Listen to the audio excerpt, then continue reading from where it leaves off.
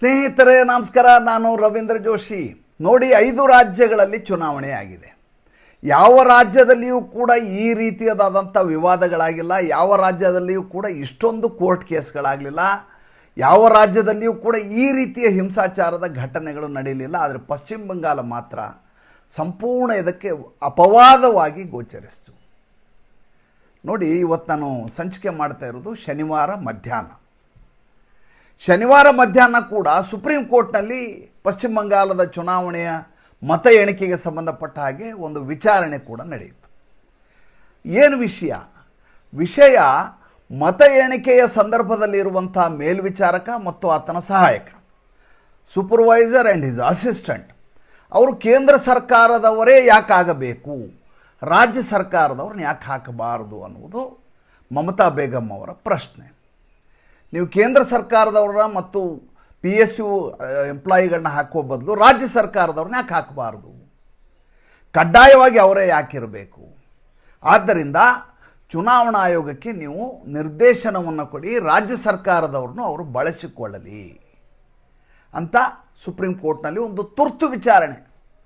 ನಿನ್ನೆ ಅಪ್ಲಿಕೇಶನ್ ಹಾಕ್ತಾರೆ, ಇವತ್ತು ಬೆಳಗ್ಗೆ ವಿಚಾರಣೆ ಆಗಬೇಕು. ನಿನ್ನೆ ಅಪ್ಲಿಕೇಶನ್ ಹಾಕೋಕ್ಕಿಂತ ಮುಂಚೆ ಕಲ್ಕತ್ತಾ ಹೈಕೋರ್ಟ್ಗೆ ಹೋಗಿದ್ದಾರೆ. ಅಲ್ಲಿ ಅದನ್ನು ಅರ್ಜಿಯನ್ನು ವಜಾ ಮಾಡಲಾಗಿದೆ. ಯಾಕೆ ಅರ್ಜಿಯನ್ನು ವಜಾ ಮಾಡಲಾಯಿತು? ಒಂದು ಸಲ ಚುನಾವಣಾ ಪ್ರಕ್ರಿಯೆ ಶುರುವಾದ ಮೇಲೆ ಮತದಾನ ಆಗಿ ಫಲಿತಾಂಶವನ್ನು ಎಲೆಕ್ಟೋರಲ್ ಆಫೀಸರ್ ಹ್ಯಾಂಡ್ ಓವರ್ ಮಾಡುವವರೆಗೂ ಯಾವುದೇ ನ್ಯಾಯಾಲಯ ಮಧ್ಯ ಪ್ರವೇಶ ಮಾಡುವುದಿಲ್ಲ.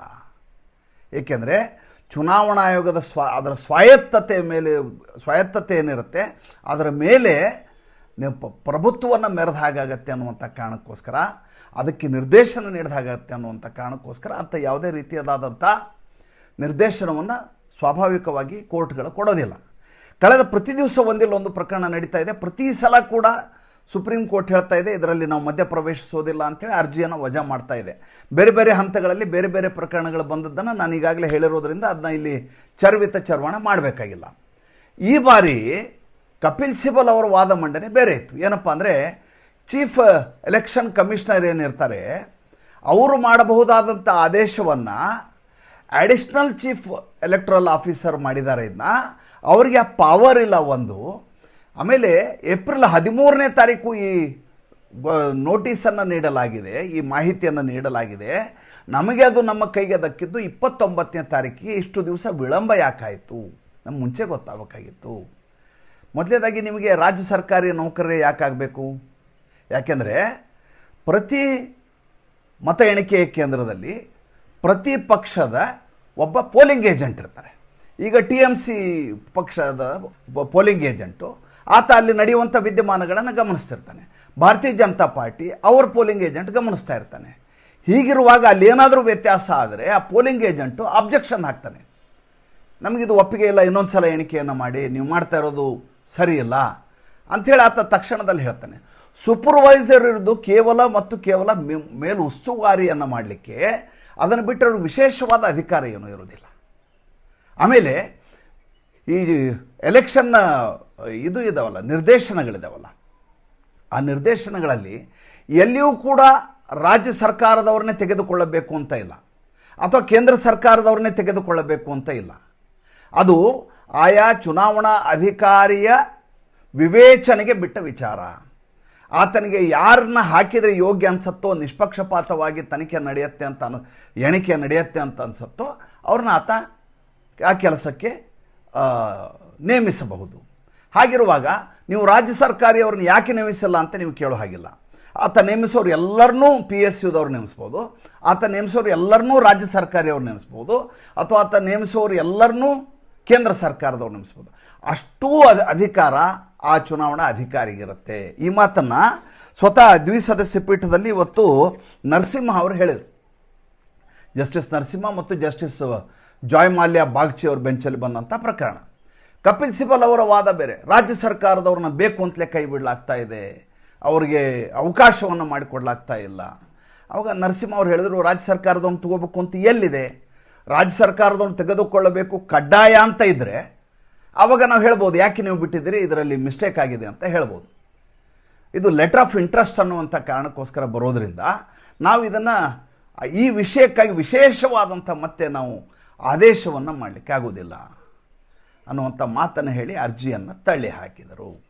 ಅಂದರೆ ಸುಪ್ರೀಂ ಕೋರ್ಟಿನಲ್ಲಿ ಇವತ್ತು ಶನಿವಾರ ಹಾಕಿದಂಥ ಮೊಕದ್ದಮೆ ಏನಿದೆ, ಅರ್ಜಿ ಏನಿದೆ, ಅದನ್ನು ಸುಪ್ರೀಂ ಕೋರ್ಟ್ನ ದ್ವಿಸದಸ್ಯ ಪೀಠ TMC ಅರ್ಜಿಯನ್ನು ವಜಾ ಮಾಡಿದೆ.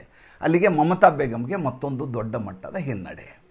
ನಾನು ನಿನ್ನೆ ಸಂಚಿಕೆಯಲ್ಲಿ ಹೇಳಿದ್ದೆ ಏನಂತ, ಈಕೆ ಹೋಗಿ ಸ್ಟ್ರಾಂಗ್ ರೂಮ್ ಬಳಿ ಹೋಗಿ ಹರತಾಳವನ್ನು ಮಾಡಿದರು. 4 ಜನ ಕೂಡಿಸ್ಕೊಂಡು ಗಲಾಟೆ ಮಾಡಿ, ನೋಡಿ ಇಲ್ಲಿ EVM ಹ್ಯಾಕ್ ಮಾಡಲಾಗ್ತಾ ಇದೆ, EVMನ್ನು ತೆರೆದು ನೋಡಲಾಗ್ತಾ ಇದೆ ಅಂತ. ಆವಾಗ ಎಲೆಕ್ಷನ್ ಕಮಿಷನರ್ ಬಂದು ಪ್ರತಿಯೊಂದನ್ನು ಪ್ರತ್ಯೇಕವಾಗಿ ಕೂಡಿಸಿಕೊಂಡು ಆಕೆಗೆ ಎಲ್ಲ ವಿಷಯವನ್ನು ಹೇಳಲಾಯಿತು. ಹೇಗೆ ವರ್ಗೀಕರಿಸಲಾಗತ್ತೆ, ಹೇಗೆ ಬೇರೆ ಬೇರೆ ಮಾಡಿ ಇಡಲಾಗತ್ತೆ, ಈ ವ್ಯವಸ್ಥೆ ಮಾಡಲಿಕ್ಕೆ ಮ್ಯಾನ್ ಪವರೇ ಬೇಕು. ಹೀಗಾಗಿ ಅವ್ರು ಒಳಗೆ ಹೋಗಬೇಕಾದದ್ದು ಅನಿವಾರ್ಯ. ಸ್ಟ್ರಾಂಗ್ ರೂಮ್ ಒಳಗೆ ಅವ್ರು ಹೋಗಿ ಸರಿಯಾಗಿ ಜೋಡಿಸಿ ಬರಲಿಕ್ಕೆ ಹೋಗಿದ್ದಾರೆ ವಿನ ಯಾವುದೇ EVMನ್ನು ತೆಗೆದು ಬದಲಾವಣೆ ಮಾಡಿ ಅಂತ ಕೆಲಸಕ್ಕೆ ಹೋಗಿದ್ದಲ್ಲ ಅಂತ ಕನ್ವಿನ್ಸ್ ಮಾಡಿದರೂ ಕೂಡ ಈ ಮಮತಾ ಬೇಗಂಗೆ ಇದು ಅರ್ಥ ಆಗೋದಿಲ್ಲ.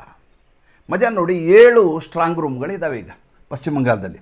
ಒಂದು ಖುದಿರಾಮ್ ಬೋಸ್ ರೋಡ್ನಲ್ಲಿದೆ, 2ನೇದ್ದು ಜಡ್ಜ್ ಕೋರ್ಟ್ ರೋಡಲ್ಲಿದೆ, 3ನೇದ್ದು ಡೈಮಂಡ್ ಹಾರ್ಬರ್ ಹತ್ತಿರ ಇದೆ, 4ನೇದ್ದು ಲಾರ್ಡ್ ಸಿನ್ಹಾ ಹಾಲ್ನಲ್ಲಿದೆ.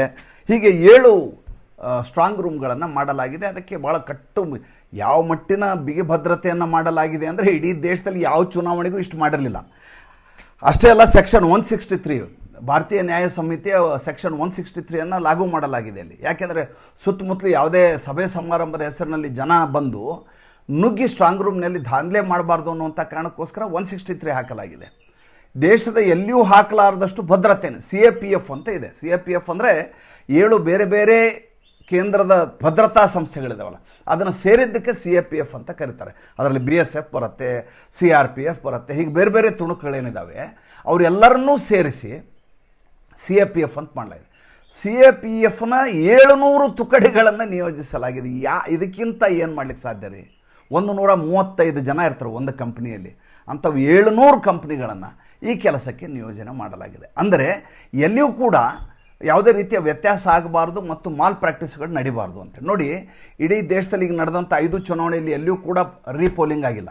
ಆದರೆ CCTV 15ರಿಂದ 20 ನಿಮಿಷ ಆಫ್ ಆಗಿತ್ತು ಅನ್ನುವಂಥ ಕಾರಣಕ್ಕೋಸ್ಕರ 15 ಬೂತ್ಗಳಲ್ಲಿ ಮತ್ತೆ ಮರು ಮತದಾನವನ್ನು ಮಾಡಲಾಗಿದೆ. ಶನಿವಾರ ಇವತ್ತು ಮಾಡ್ತಾ ಇದ್ದಾರೆ. ಅದರಲ್ಲಿ ಮಗರ್ಹತ್ನ 11 ಮತಗಟ್ಟೆಗಳು ಮತ್ತು ಡೈಮಂಡ್ ಹಾರ್ಬರ್ನಲ್ಲಿ 4, ಅಭಿಷೇಕ್ ಬ್ಯಾನರ್ಜಿ ಡೈಮಂಡ್ ಹಾರ್ಬರ್ 15 ಮತ ಕೇಂದ್ರಗಳಲ್ಲಿ ಮರು ಮತದಾನ. ಯಾಕೆಂದರೆ ಈ 15-20 ನಿಮಿಷ ಆಫ್ ಮಾಡಿದ್ರಲ್ಲ CCTV, ಆಫ್ ಮಾಡಿದ ಸಂದರ್ಭದಲ್ಲಿ ಇದ್ದಕ್ಕಿದ್ದ ಹಾಗೆ ಸಂಖ್ಯೆ ಜಾಸ್ತಿ ಆಗಿದೆ ಅಂತೆ. 700 ಇದ್ದದ್ದು 1100 ಆಗ್ಬಿಡೋದು, 7000 ಇದ್ದ 11,000 ಆಗೋದು. ಆ ಮಟ್ಟಿಗೆ ಫಿಸಿಕಲಿ ಆಗಲಾರದಷ್ಟು ಸಂಖ್ಯೆ ಜಾಸ್ತಿ ಆಗಿರೋದು ಅನುಮಾನಕ್ಕೆಡೆಗೆ ಮಾಡಿರುವುದರಿಂದ ಮತ್ತೊಂದು ಸಲ ವೋಟಿಂಗ್ ಮಾಡಿಸ್ತಾ ಇದ್ದಾರೆ. ಅಲ್ಲಿಗೆ ಎಷ್ಟು ಪಾರದರ್ಶಕವಾಗಿ ಮತ್ತು ಎಷ್ಟು ನಿಷ್ಪಕ್ಷಪಾತವಾಗಿ ಈ ಬಾರಿಯ ಚುನಾವಣೆ ನಡೆದಿದೆ ಅನ್ನೋದನ್ನು ನೋಡಬೇಕು. ಆದರೆ ಏನಾಗಿದೆ, ಮಮತಾ ಬೇಗಂಗೆ ಚಡಪಡಿಕೆ, ಈ ಬಾರಿ ಸೋತು ಹೋಗ್ತೀನಿ ಅನ್ನುವಂಥ ಭಯ, ಆತಂಕ ಆಕೆಯನ್ನು ಕಾಡ್ತಾ ಇದೆ. ಈಗ ಆಕೆಯ ಜೊತೆ ಇರುವಂಥ ಒಂದಿ ಮಾಗದರೆಲ್ಲ ಕೂಡ ಅದೇ ಗಲಾಟೆಯನ್ನು ಮಾಡ್ತಾ ಇದ್ದಾರೆ. ಅಲ್ಲಿ ಒಬ್ಬ ಕಲ್ಯಾಣ ಬ್ಯಾನರ್ಜಿ ಅಂತ, ಈತ ಸೀನಿಯರ್ ಅಡ್ವೊಕೇಟ್ ರೀ, ಸುಪ್ರೀಂ ಕೋರ್ಟ್ ಸೀನಿಯರ್ ಅಡ್ವೊಕೇಟು. ಈತ ಈ ರೀತಿ ಮಾತಾಡ್ತಾರೆ ಅಂತ ನನಗೆ ಕಲ್ಪನೆ ಕೂಡ ಇರಲಿಲ್ಲ. ನೋಡಿ, ಸೀನಿಯರ್ ಅಡ್ವೊಕೇಟ್ ಯಾರು ಕಂಡವ್ರು, ವಯಸ್ಸಾದವ್ರಿಗೆಲ್ಲ ಸೀನಿಯರ್ ಅಡ್ವೊಕೇಟ್ ಅನ್ನಲ್ಲ, ಅಥವಾ ಭಾಳ ಸರ್ವಿಸ್ ಮಾಡಿದವ್ರಿಗೆ ಸೀನಿಯರ್ ಅಡ್ವೊಕೇಟ್ ಅನ್ನಲ್ಲ. ಸೀನಿಯರ್ ಅಡ್ವೊಕೇಟ್ ಯಾರು ಅಂದರೆ, ಜಡ್ಜ್ಗಳು ಮತ ಹಾಕಿ 50%ಗಿಂತ ಹೆಚ್ಚು ಜನ ಯಾರನ್ನು ಸೀನಿಯರ್ ಅಡ್ವೊಕೇಟ್ ಅಂತ ಅಲೋಕೇಟ್ ಮಾಡ್ತಾರೆ ಅವ್ರು ಮಾತ್ರ ಸೀನಿಯರ್ ಅಲೋಕೇಟ್ ಮಾಡ್ತಾರೆ. ಅವ್ರು ಹಾಕ್ಕೊಳ್ಳುವಂಥ ಜರ್ಸಿ ಇದೆಯಲ್ಲ, ಜಡ್ಜ್ ಹಾಕುವ ಜರ್ಸಿ ರೀತಿಯಲ್ಲಿರುತ್ತೆ. ಯಾವುದೇ ಬಾರ್ನಲ್ಲಿ ಅವರು ಹೆಸರನ್ನು ನೋಂದಾಯಿಸದೇ ಹೋಗಿದ್ರೂ ಕೂಡ ಅಲ್ಲಿ ಹೋಗಿ ಅವರು ವಾದ ಮಾಡಲಿಕ್ಕೆ ಅವಕಾಶ ಇರುತ್ತೆ. ಆ ರೀತಿಯ ಘನತೆ ಇರುವಂಥ ಅತ್ಯಂತ ಪ್ರತಿಷ್ಠಿತವಾದಂಥ ಸ್ಥಾನಮಾನ ಅದು ಸೀನಿಯರ್ ಅಡ್ವೊಕೇಟ್ ಅಂಥೇಳಿ. ಸೀನಿಯರ್ ಅಡ್ವೊಕೇಟ್ ಅಂದ್ಕೂ ಯಾರು ಬೇಕಾದ್ರೂ ಸೀನಿಯರ್ ಅಡ್ವೊಕೇಟ್ ಆಗಲ್ಲ, ಅದಕ್ಕೆ ಇಷ್ಟೆಲ್ಲ ಶಿಷ್ಟಾಚಾರ ಇರುತ್ತೆ. ಅಂಥ ಸೀನಿಯರ್ ಅಡ್ವೊಕೇಟ್ ಆದಂಥ ಈ ಕಲ್ಯಾಣ ಬ್ಯಾನರ್ಜಿ ನಿನ್ನೆ ಪತ್ರಿಕಾಗೋಷ್ಠಿ ಮಾಡ್ತಾರೆ. ಪತ್ರಿಕಾಗೋಷ್ಠಿಯಲ್ಲಿ ಅಮಿತ್ ಶಾ ಏಕ್ ಗೂಂಡಾ ಹೈ, ಉಸ್ಕಾ ರಗ್ ರಗ್ ಮೇ ಉಸ್ಕಾ ಖೂನ್ ಮೇ ಗೂಂಡಾಯಿಸಮ್ ಹೈ ಅಂತ. ಅಂದರೆ ಅವರ ಅಪ್ಪ ಅಮ್ಮ ಕೂಡ ಗೂಂಡಾಗಳಾಗಿದ್ದಾರೆ ಅಂತ ಅವರು ಇಡೀ ಖಾನ್ದಾನನ್ನು ಈ ಮನುಷ್ಯ ಹೇಳ್ತಾರೆ. ನೋಡಿ, ಈ ದೇಶದಲ್ಲಿ 3 ಕ್ಯಾಟಗರಿಯ ಜನ ಇರ್ತಾರೆ. ಒಂದು ನರೇಂದ್ರ ಮೋದಿ ಥರದವರು. ನರೇಂದ್ರ ಮೋದಿ ಅವರಿಗೆ ನೀವು ಏನೇ ಅಂದರೂ ಕೂಡ ಅವರು ಅದಕ್ಕೆ ಉತ್ತರ ಕೊಡಲು ಒಂದ್ಸಲ ನಕ್ಕು ಬಿಡ್ತಾರೆ. ಮುಂದೆ ಯಾವತ್ತೋ ಒಂದು ದಿವಸ ಸಿಗ್ತೀಯ, ಹೋಗು, ನಿನ್ನ ನಾನು ನೋಡ್ಕೋತೀನಿ ಅಂತ ಹೇಳ್ತಾರೆ. ಯಾವತ್ತೋ ಒಂದು ದಿವಸ ಅವಕಾಶ ಬರುತ್ತೆ, ಅವಕಾಶ ಬಂದಾಗ ಮಾಡಿ, ಇದಕ್ಕೆ ಯಾಕೆ ಉತ್ತರ ಕೊಡ್ಬೇಕು, ನಾನು ಮಾಡಿಕ್ಕೆ ಬೇಕಾದಷ್ಟು ಕೆಲಸ, ಸುಮ್ಮನೆ ಇರ್ತಾರೆ. ಎರಡನೇದು ಯೋಗಿ ಆದಿತ್ಯನಾಥ್ ಥರದ ಜನ ಇರ್ತಾರೆ. ಯೋಗಿ ಆದಿತ್ಯನಾಥ್ ಅವರು ಅಲ್ಲಿ ಮಿಟ್ಟಿ ಮೇ ಮಿಲಾದುಂಗ ಕೋನ್ ಹೈ ಉಸ್ಕೋ ಆನೆ ಕೇಲೆ ಬೋಲು ಅಂತಾರೆ. ಅಖಿಲೇಶ್ ಯಾದವ್ ಇದು ಒಂದೇ ಕಾರಣಕ್ಕೋಸ್ಕರ ಲಖನೌನ ವಿಧಾನಮಂಡಲದಲ್ಲಿ ಪ್ರತಿಪಕ್ಷ ನಾಯಕನಾಗಿರೋನು ಮತ್ತು ಪ್ರಾದೇಶಿಕ ಲೀಡರ್ ಅನ್ಸ್ಕೊಂಡವನು, ಸಂಪೂರ್ಣವಾದಂಥ ಅಧಿಕಾರವನ್ನು ಉತ್ತರ ಪ್ರದೇಶದಲ್ಲಿ ಅನುಭವಿಸ್ಲಿಕ್ಕೆ ಅವಕಾಶ ಇದ್ದರೂ ಕೂಡ ಸಮುದ್ರ ಎನ್ನುವಂಥ ಸಂಸತ್ತಿಗೆ ಹೋಗಿ ಸೇರಿಕೊಂಡ್ರು. ಅಲ್ಲಿ ಯಾರೇ ಬಂದರೂ ಲೆಕ್ಕಕ್ಕೆ ಇಲ್ಲ. ಆ ರೀತಿಯಾದಂಥ ಸಂಸತ್ತದು, ಇಡೀ ದೇಶವನ್ನು ಪ್ರತಿನಿಧಿಸೋದು. ಅಲ್ಲಿ ಈ ಸಂಸತ್ ಸದಸ್ಯರಿಗೆ ಯಾವುದೇ ರೀತಿಯ ಬೆಲೆ ಇರೋದಿಲ್ಲ. ಪ್ರತಿಪಕ್ಷ ನಾಯಕನು ಬಿಟ್ಬಿಟ್ರೆ ಉಳಿದವರೆಲ್ಲರೂ ಒಂದೇ ಅಲ್ಲಿ.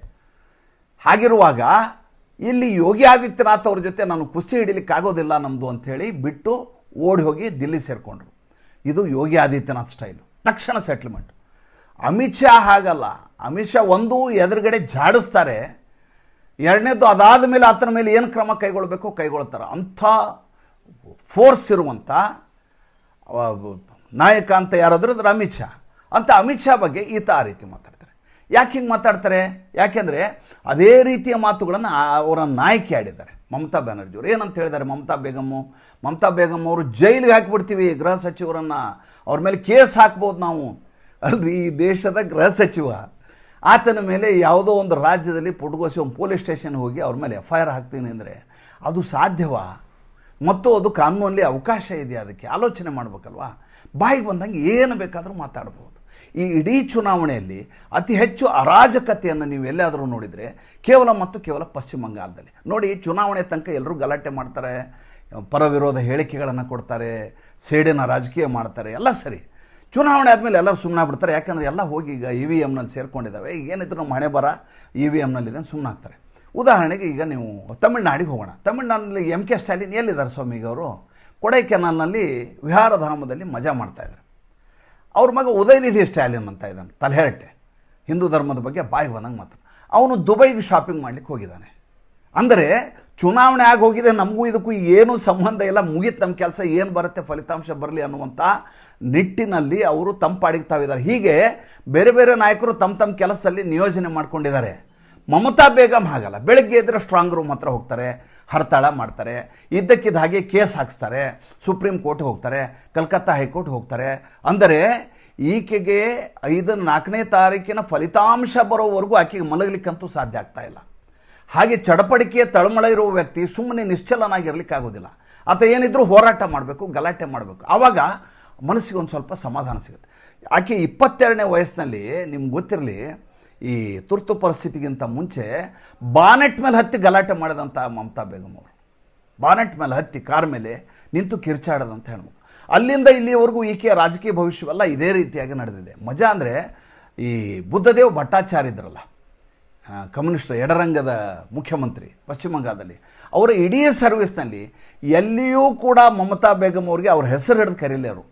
ದಟ್ ಲೇಡಿ, ದಟ್ ವುಮನ್ ಅಂತ ಹೇಳೋರೇ ವಿನ ಆಕೆ ಹೆಸರನ್ನು ಕೂಡ ಪ್ರಸ್ತಾಪ ಮಾಡ್ತಿರಲಿಲ್ಲ. ಅಷ್ಟು ಆಕೆಯ ಬಗ್ಗೆ ಅವರ್ಷನ್ ಉಂಟಾಗಿತ್ತು, ತಾತ್ಸಾರ ಉಂಟಾಗಿತ್ತು ಅವರಿಗೆ. ಅಂದರೆ ಈಕೆ ಎಲ್ಲಿರ್ತಾರೋ ಅಲ್ಲಿ ನೆಗೆಟಿವಿಟಿಯನ್ನು ಹರಡ್ತಾರೆ ಮತ್ತು ತನ್ನ ಅಸ್ಥಿರತೆ ಏನಿದೆ ಅದನ್ನು ಉಳಿದ ತನ್ನ ಚೇಲಾಗಳೇನಿದ್ದಾರೆ ಅವ್ರಿಗೆಲ್ಲ ಹರಡಿಸ್ತಾರೆ. ಆ ಚೇಲಾಗಳು ಕಂಡಲ್ಲಿ ಗಲಾಟೆ ಮಾಡ್ತಾರೆ. ನೋಡಿ, ಈಗಲೂ ಕೂಡ ನಿನ್ನೆ ಶುಕ್ರವಾರ ದಿವಸ ರಾತ್ರಿ 4 ಕಡೆ ಗಲಾಟೆಗಳು ನಡೆದಿದ್ದಾವೆ.